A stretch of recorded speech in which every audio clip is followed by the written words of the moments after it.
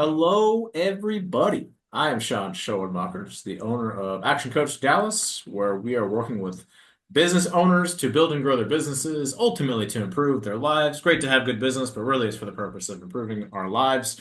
And so today we've got a special guest, Mr. Ben McKenna, on with us, and he's the owner of Power Shift Energy. So he'll tell us some of the details about what they do, how they're awesome, how someone like you that's watching might be interested, and obviously get into some of the details that might also be useful when thinking about things that might apply to your business. And so, Ben, how you doing then? Or how you doing today? I'm doing great, man. It's been Yeah. the warm couple days there in Texas. So, Yes, it is not going to get much cooler for some time period. So we better start getting used to it. So if this is your first time, any listeners or audience out there, if this is your first time on the channel, make sure you like and subscribe and do all those things so you can get the notifications when we drop more of these useful conversations into the channel. So that way you can continue to get more good ideas and input from guys like Ben. And so without further ado, Ben, can you introduce us to your company and tell us the problems you solve? absolutely. Power Shift Energy, we're a Texas-based solar company that's kind of mission-driven solar and battery backup. We're really focused on helping Texas homeowners gain energy independence, and our purpose is really simple. We eliminate surprise, electricity bills, protect families from outages, and design systems that work for the homeowner, not really the utility company. So we solve the crisis of energy and insecurity and misinformation that's kind of out there with clarity, Texas values, and real results. On that, like discipline is really important to us. So I say that every decision that we make as owners affects real homes, real families, and real futures. Sounds really good. Um, yeah, so tell us, how and why? How come this business, Ben? Why'd you get started? What's the how and why for how come you started this business? Right. I built three disciplinary wellness clinics in and outside of Nashville, Tennessee, and I saw a new calling, one where I could still serve families just in a different way, and at the same time serve my family, give some more time back. I was working on average about 72 hours a week, so kind of wanted to give back to my family, my boys. Have two boys, one now 16 and 12. And the power grid in Texas is really fragile. So, and energy costs keep climbing. Too many good people are being sold solar by companies that don't care about them in the long term picture. So I started the company to be more of a trusted guide, kind of the same integrity, patient first mindset that I built my clinics with.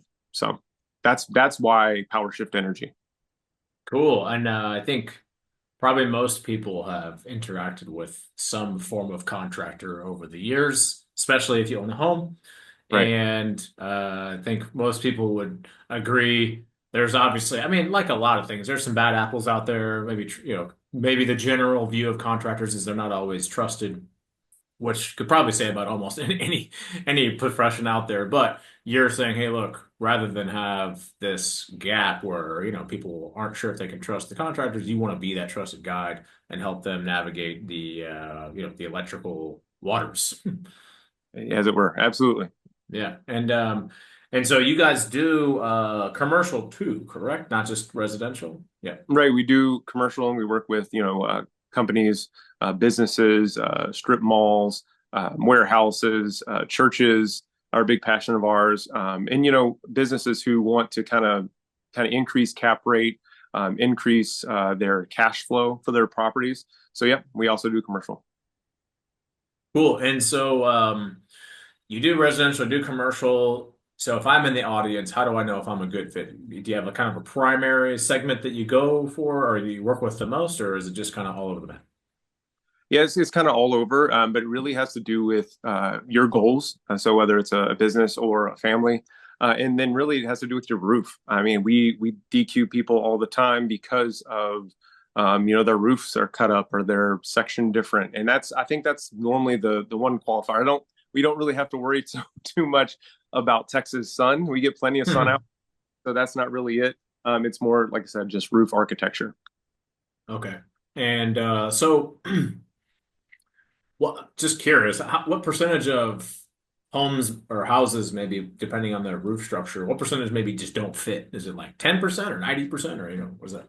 Yeah, so on average, we see probably about 30% that just Oh, don't really? Hmm. sense. Yeah. And Interesting. so whether that, like I said, has to do with roof structure or position of the home, um, or whether we can get as much, kilowatts or, usage and production that we want. That's really key. So we don't sell under 100% systems only because we look at that as being able to cover your electricity costs moving forward, whether you have kids or not, and what your goals look like in 25 years, because that's the reality of a solar installation. Is we're trying to help people with their long term finances, not just, hey, I saved $40 every month or $100 a Yeah, month. Yeah. yeah. So I mean, kind of more accurately, it truly is sort of an investment, right? I mean, because we're talking what, 10, 20 years into the future in terms of returns type scenario. Yes, sir. And average home 18 to 2100 square foot. You're seeing an average return at 4% inflation of about 120,000 for most homes. So it's a significant number. Yeah, good stuff. And I'm sure most people don't really fully understand that. And if you have, like you said, maybe someone who's not super trusted, or maybe people don't feel like they can get the real information from, then they may not get the best results. So good thing we got guys like you to even it out. So what would you say makes your business unique? What, if obviously there's competition in almost all of our fields, why do customers choose you? Okay. Well, I mean, we don't really sell panels or systems per se. What I like to say, we deliver peace of mind. So our competitors focus on quotas, and whether it's roofing or whether it's plumbing or whatever it is, if someone's knocking your door, if someone's showing up to your house to do some type of construction, their sales guys are working off of how many can I get this month, and what does that look like for my busy season. And every system we design is custom. So we bring financial modeling, engineering level design, and ongoing service. So it's not just an install and a handshake. My roots in healthcare kind of led us to lead with care, and educate with truth for the long haul. And you don't really see that. I mean, the average roofing company in Texas is around for about 2, maybe 3 years. The average solar company in Texas is about a year. So Hmm. been around since 2014. So kind of a long time.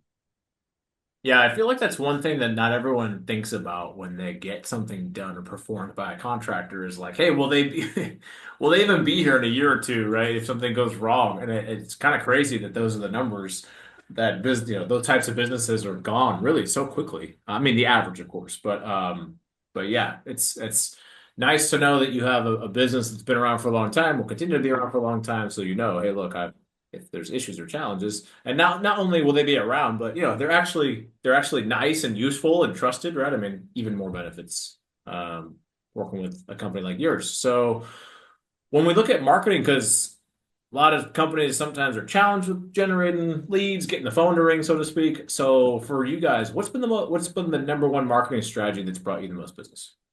I think it's probably educating with urgency. So the next outage, the next rate hike is kind of always around the corner in Texas. And so if we're educating again with truth and urgency, the adage comes to mind like, when's the best time to buy it? Plant a tree, right? Mhm. It's not. It's 10 years ago, and the second best Yeah. time, right? So I mean, most people don't even know that. And I just got back from DC, but most people aren't aware that the federal tax credit could be over at the end of this year. And they don't understand how battery backup really changes the game when it comes to real energy control in Texas. So we lead with education, clear timelines. I say we no pressure. It's no sales pitch, no presentation. It's just facts. So when people feel informed and you can educate them on the ways that and kind of walk them through step by step, they feel safe and they act, and they refer other people. So that's kind of Yeah. been our biggest thing is urgency. What impact you mentioned that those credits could be gone like end of the year? Like what financial impact or what's the difference and what that would look like? Yep. So right now, the residential credit is 30%. So the government will offset 30% of your solar system or battery backup or whatever kind of energy efficient upgrades you add in that regard. Um, and at the end of the year, then you're paying full price. So that's the reality. And then some of the programs might not be available because they're also on the shopping block are the credits to institutions and organizations. Whereas if you're a nonprofit, you can get, USDA credits, you can get American-made credits, you can get these other credits that equate almost up to 50% on a solar install for a business, and all of that with the 0%, down kind of upfront cost programs could be gone. So, Yeah. yep. So 30 to 50% difference. Yeah, big difference. That sounds like something. If you're gonna do solar, sounds like you should do it. Right. Yeah. So what about when we look at your journey through business? If you look back at your journey so far, so you guys have been around, I said 10 plus years already, right? Mm-hmm. Yeah. So if you look at that journey, what's been the most memorable or maybe the hardest challenge? Is we all experience different challenges. What would you say is the most memorable or maybe the hardest, and how did you overcome it? Yeah. So I'll kind of harken back to building those practices, and that I think that was the biggest or the hardest thing that I've been through is kind of letting go of those practices. It kind of felt like letting go of family in a sense. But growth really demands surrender, and I overcame it through a lot of prayer, wise counsel, a deep conviction that really the next chapter would be even more impactful. And it was. I mean, now building this business, it's every step I've taken has been guided by faith and not fear. And so I think that was the hardest, was really letting go. And I think a lot of people can relate to that is letting go of even control or whatever it is. But yeah, like I said, it felt like letting go of family. So it was a little difficult. Yeah. Yeah, we talk about I think a couple different things. We usually say, hey, if you're gonna climb a ladder, guess what? You got to take your foot off of the lower ring to put it on the next, higher ring, right? And also we got to talk about the law of vacuum, where if you don't have the space, you can't fill it. So if you're consumed by the practices you're building, guess what? You don't have space for the next thing. So yeah, it's I feel like logically it all makes sense to us, but then when we get to the scenario, it's like, ugh, yeah, like you said, it's tough to like let it go or to create the space because now it's like I feel lost kind of scenario, right? So good for you. It sounds like you did some you said prayer, right? Yeah, Yeah. good that, and then some wise counsel too. I think that investing in yourself and in others and letting people come alongside you in that is really important because I don't know everything. So Yeah. Good to have perspective. Um, so tell me, team is always one of the factors in business, at least if we want to serve a lot of people, you usually need some team. So what have been some of your bigger learnings as an employer since you began the business? um, I think I kind of think of two. Um, really is culture and leadership. So culture, I believe, is king. I think talent and titles can only go so far. But a team aligned with your vision and your values, that's unstoppable. And so as a leader, I set the temperature, and you would set the temperature. If you want clarity and accountability, passion from your team, you have to live it out in everything you do. And and again, just a quote from a book along, I don't even know who said it, but leadership is caught more than it's taught. And so I believe that it drives sustainable growth. So elite performance comes from accountability. And if you're accountable yourself and you're accountable to the families that we serve, like in Texas, then clear that just kind of resonates. And, whether it's a rural ranch or it's, an urban center, I believe that if we're taking care of people, it's a responsibility, not really so much a slogan. And your team's going to pick that up. So, Yeah, I think a lot of people, when they study leadership, they'll usually hear something to the effect of, "Well, it starts by leading yourself, right?" And if you can lead yourself, like you said, then people, when they see it, they can follow. For example, when they see that you're leading, for example, by leading by example. So, yeah, I love that stuff. I think those are important factors to take forward with the team. Hmm. If you were to start over today, take your business, restart everything, start from scratch, what would you do different? I feel like there's a couple things. I could probably lead a master class on delegation, so I won't go in. Okay. But I think that's super important to do it quickly and do it often. And speaking of master classes, I think if you're looking for people with ethics and values, um, it's it's really hard to find people who resonate with sometimes with the things that you resonate. And then even once you find that piece, it's about finding, and this has been my biggest struggle, is finding people who resonate with those morals, ethics, and values, but also resonate with doing what they say, saying what they mean, and then actually following through. And so while you may have character, you may have values and stuff, if you make a promise, if you say something, hey, I'm going to help you build your business. Hey, I'm going to come alongside you. I want to partner with you in this. We sound like we'd have good partnership, and then nothing ever comes of it. That was kind of my initial I would say I don't know, just disappointment in business. It was like, hey, you got all these people who want to help, and it turns out that it's just words. And so that was kind of I would encourage myself that those people are out there. They are out there. Yeah. So the more you dig and the more you find, you'll come across those folks. And I'd probably likely narrow my focus and my standards from day one. And what I mean by that is it's the temptation to say yes to everything and everybody is like right there. And but impact, I know now, comes from being intentional and intentionality. So I'd go deeper with fewer people, Yeah. better partners who kind of align with our mission. So Nice. Do you have any top, you mentioned delegation masterclass. What are top two or three tips for delegation? I know it's an important piece for all of us to better utilize team. right. So to find the things that um, can be done easier, quicker. So if there are things that you're uniquely qualified, because I think as a business owner, we tend to become, the chief everything officer, right? Where you do everything yourself. And I think if you can find the things you're uniquely poised at, you can kind of hold on to those a little bit and then find Mhm. the things that aren't those things, make a Yeah. list, and then Yeah. start looking to move away from them methodically. That's probably the easiest way.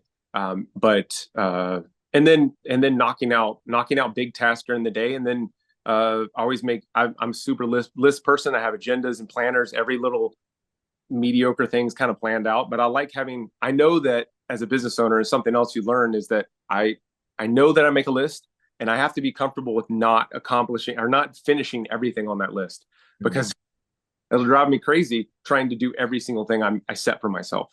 So having that every day, attacking those harder to do things, and then saying, okay, these things I can delegate out. They're not as hard. Just go ahead and start throwing them at folks. Yeah, I would say interview for those folks early. Nice. Yeah, I think the I don't know how exactly accurate it is, but the idea that a guy like Warren Buffett, every morning makes a list of all the things he's got to do, and then he like takes the top, I think it's two or three, and it just like wads up the piece of paper, throws it away. So maybe you're not as rich as a Warren Buffett, maybe not quite as many resources to try to get the rest of that list done, but like the same kind of idea I think applies, and Right. I'm guessing that the top two or three on his list he's pretty uniquely set to do them, right? So or has the skill sets and so forth. So but yeah, I think that's great stuff. And again, a lot of people unfortunately do a lot of things that they probably don't even really enjoy, that someone else could just do better, right? So yeah, Mhm. definitely good optimization options there. What about if you look at your next goal or milestone? Obviously, you guys have had levels of success so far. What would be the next goal or milestone for you, Ben? So I would say it's not because we don't chase revenue. It's more people over profit. And I would say that, God's kind of opened doors that I never even saw coming. Um, and so I think our target right now, and I make audacious goals. Okay. So our Nice. target right now is to help 10,000 Texas families secure full energy independence before the end of the tax credit. So if that's 6 months, then we got a lot of work to do.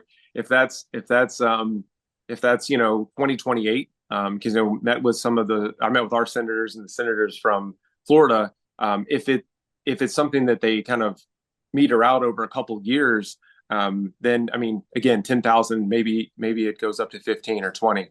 But that's kind of what we're doing. We're also launching partnerships with like local leaders, pastors, business owners, doctors, people like that to kind of expand our reach out of our network normally, from home services like HVAC and insulation and roofing and stuff like that.